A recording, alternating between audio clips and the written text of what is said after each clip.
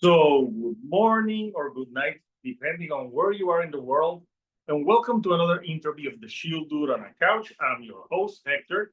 And today I got the lead singer from the band Dark Meditation, Adam. And they're a band that plays like doomy rock and roll. And they're from Seattle, Washington. And they're about to release an album on March 21st called Where the Darkness Leads. So, first of all, Adam, how are you today, man? Hey, how's it going? I'm doing good, man. Thank you for having me. Glad to be here. How are you? So the album when I'm listening to it, because it says like dark doomy, but there's a lot of like goth vibes Oh also. yeah. Yeah. That's we have one record before this, and that was brought up quite a bit too, that we have a pretty strong goth rock influence. And I would say, we that's a fair assessment. We all really like Danzig and Samhain, and then of course bands like Sisters of Mercy and Fields of the Nephilim, and like those were all strong influences in the formation of the band. And I'd say also, like for me personally, vocally, I knew that I was not, as much as I love these bands, I know I was no like Rob Halford or Bruce Dickinson, or I didn't have any sort of like air siren type voice. That mine was much more in kind of a baritone kind of like realm, where that kind of gothic rock vibe. And of course, like I was saying, like Danzig or Ian Astbury from the Cult, like those were all kind of like bigger like vocal influences for me. So I think that was some of the elements to it that helped form along on the music side. Same with the other guys in the band who, those are all part of their influences as well. So kind of the idea was to take some of that, some of the early doom stuff, and some of just the classic heavy metal stuff too, from kind of in like the guitar solos or harmonies and some of that sort of stuff, and kind of just mix them all together. Plus, you're from Seattle. It rains, Yeah, yeah. so it helps for the gloom. Oh yeah, absolutely. We have a nice day today. It's a rare one, especially at this time of year. Yeah, but it's true. It does rain here a lot, and there is the whole like, especially during the fall and winter months of like, it's gray and overcast and rainy and cold, and like what do? You get together with your friends, and you make music. There's lots of basements and dive bars and things to go and hang out at, but it's conducive to that kind of one creativity, the creativity of getting together to create and make things, but also just the general atmosphere as well. Yeah. And I actually did listen to your first album, To Polluted Temples, because I like to listen to see like how the band has evolved. But I was reading that some of the songs for this upcoming album were actually you worked on them for the first album, but they weren't complete. But then you went back and you reworked them. Yeah. Uh, so what was the difference, like working, seeing these songs now than way back in 2022 when you first worked on them? Well, when we first did them, a lot of these songs were the core of the band was me, Ryan, and Ian, who are the two guitar players at first. And it was just us three, and we wrote with a drum machine, and we kind of were just putting out ideas. And we put out a demo and then a local label. And this was right at when the pandemic was starting, and a local label started, and they really liked it. And he was like, "Hey, I want to put out a record for you guys. I'm going to get you into a studio." And we ended up going into well, we got a full band together with some old friends, and we ended up going into a studio called Studio Litho, which is a total Seattle institution. It's owned by one of the Pearl Jam guys. And then we had the producer Matt Bayless, who is kind of known for, like, he did a couple of Mastodon records and Isis and The Sword, and then worked on Soundgarden and stuff like that. And so we just had like this 2 week period to get it all done in. And while we were leading up to it, we just realized some songs weren't quite done yet, or they weren't part of the whole that we were trying to put out then. So we just put them to the side. And then we were revisiting them, and we just realized that they were all right, but there was a lot of changed. And so we kind of rewrote them. And then our guitar player Ryan, on the new record, there's an intro and outro kind of track the instrumental, and then and he wrote those on his own and brought those. And we kind of realized too that there was a thematic thing going on with all the lyrics that kind of deal with love and loss, and then the moments leading up to death, and then the immediate after fact of what happens to the people you've left behind, and then the possibility of what happens to you.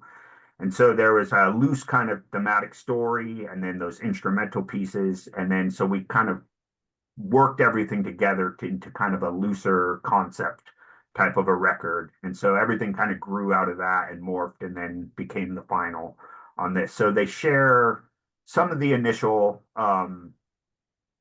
parts from when we first wrote them, like you said, years ago, but they changed quite a bit and kind of became their own thing. And that's when we decided to, I guess we're calling this a mini LP because it's 6 songs. It's a little more than an EP, but not quite a full length record. So it's, we just thought it kind of was this whole thing like that.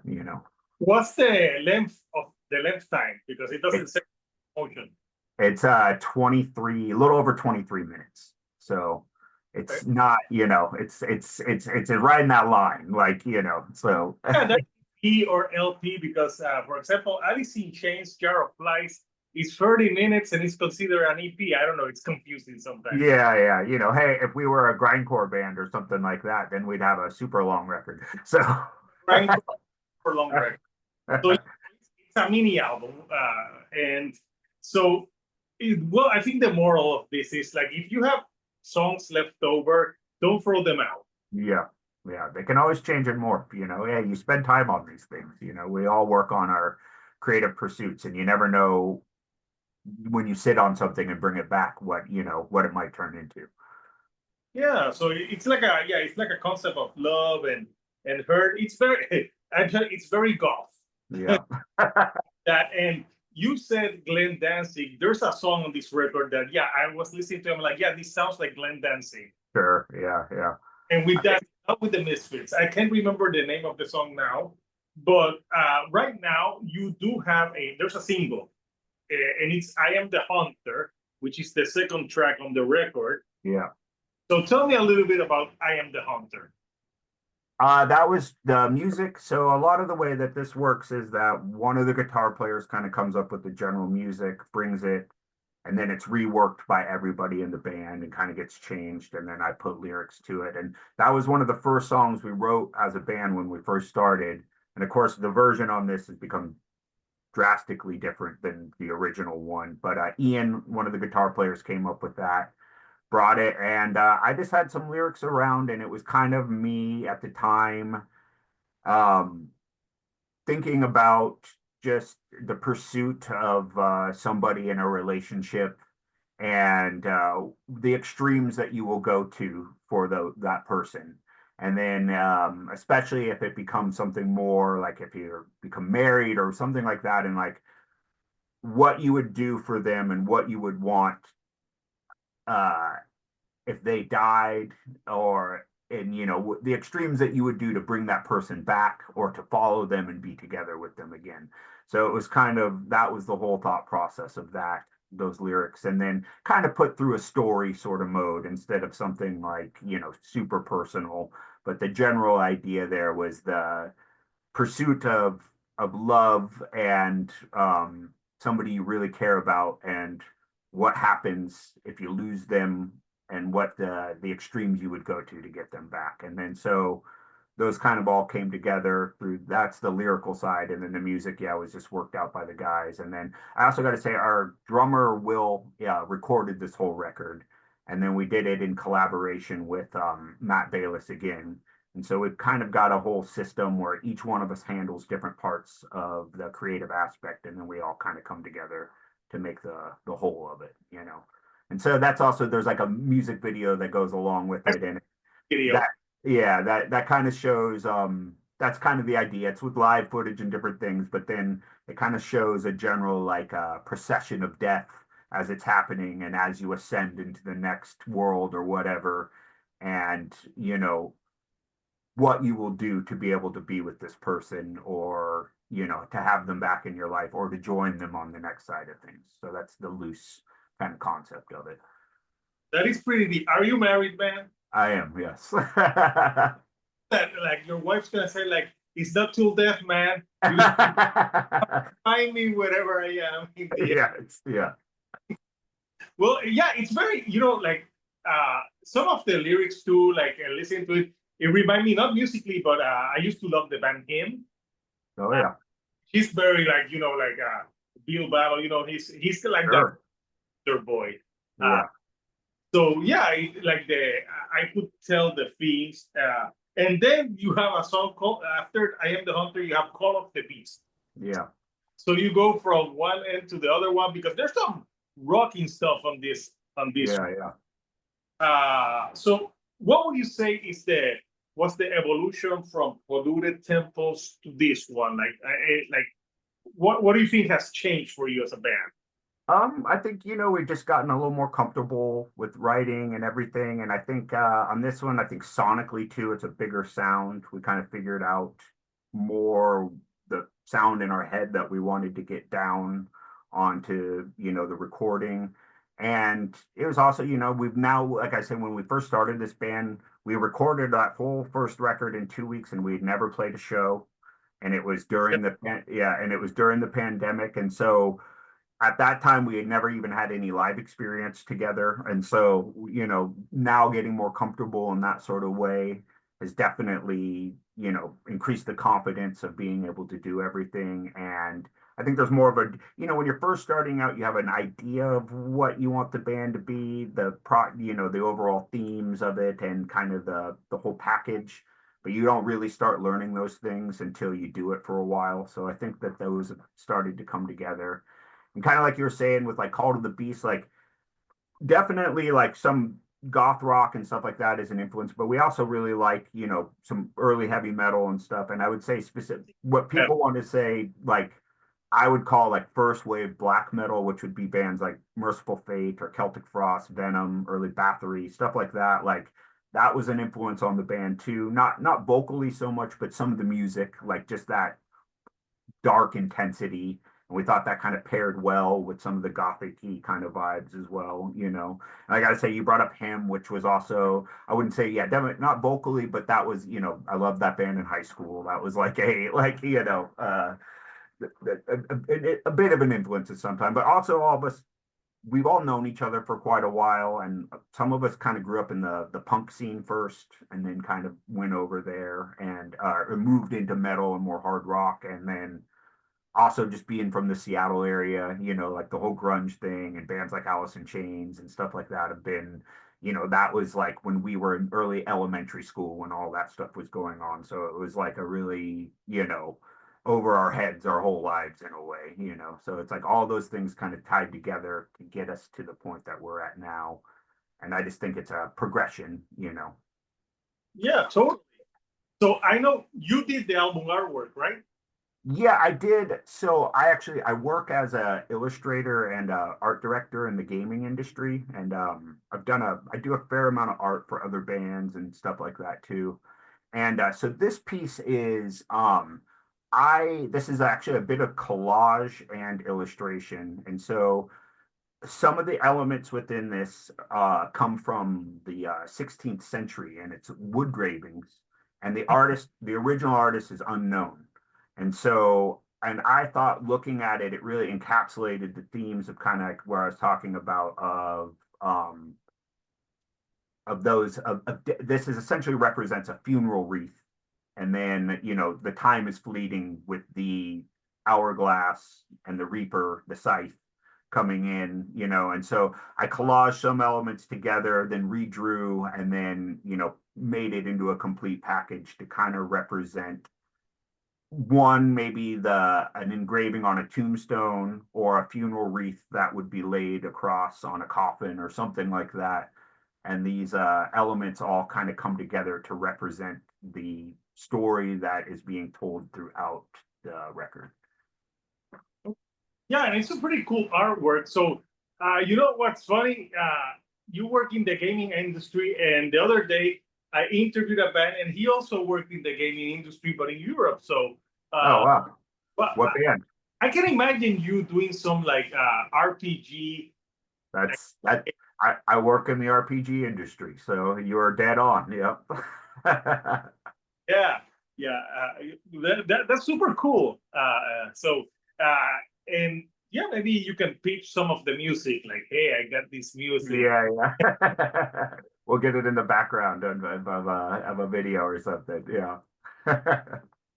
So yeah, another band that I'm really into that also has brought like that style that it's like goth with some like classic heavy metal is that band Onto Others. Sure. Yeah. Yeah. They're in Portland, just south of us, you know. Just And so we've actually played with them before. We know them a little bit, and I wouldn't say we're not like particularly close with them or anything, but they've been good guys, and obviously they've had a lot of success with their version of it. And it's interesting because it was when we started this project, we didn't I don't know if well, I know their first EP had not come out yet.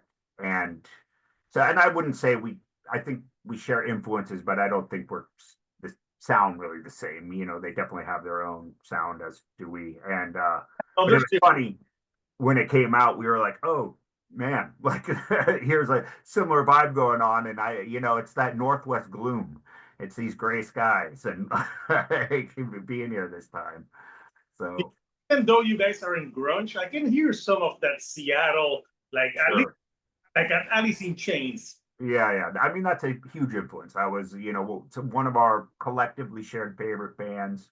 And like I said, I don't think we can escape some of that. That's just in our blood. It was in, like when all that was going on was when all of us pre us even picking up instruments, but was some of the first like I know our guitar player Ryan, like at the time he learned every single Nirvana song you could imagine, and then all the Alice in Chains stuff, and that was like kind of like the bedrock as we were kids, as before we started discovering more underground things. So I don't think we'll ever be able to shake that one, but that's okay. Hey, being in having a little bit of being adjacent to Alice in Chains is okay by me. So Yeah. So on that note, right now, how's the Seattle music scene? it's good, but it's also Seattle is, it's gone through a lot of changes in the last 15 years or so. It's one of the most expensive cities and areas to live in, and it's just made it a lot. We still got a lot of venues and there's still a lot of bands, but it's a lot of the creative class has had to move to the outskirts or to, cities to the south or north, like because it's just so expensive to live in the actual city proper. And, a lot of the practice, we used to have tons of practice spaces. Those have all closed. We only got like 2 or 3 left in the city now.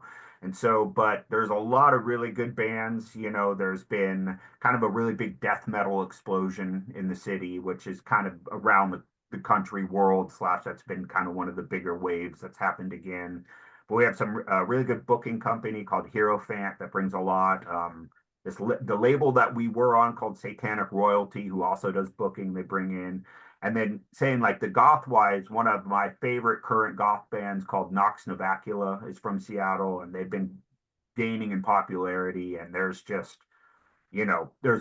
our friends, I could list off a ton. There's a cool band called Rope from here, Colony Drop, Serpent Rider. Those are more on the heavy metal side of things. There's so much, going on. So we're not for want of new music or people trying to do things, but it's just a little hard uh, to keep it blooming and going as it once was, since everybody's, you gotta work to live, and it's not as easy as it once was. I think during like the '90s heyday, a lot of those people were, you could get by on a couple $100s a month in rent and things like that, and that's just not the case anymore, for everybody pretty much.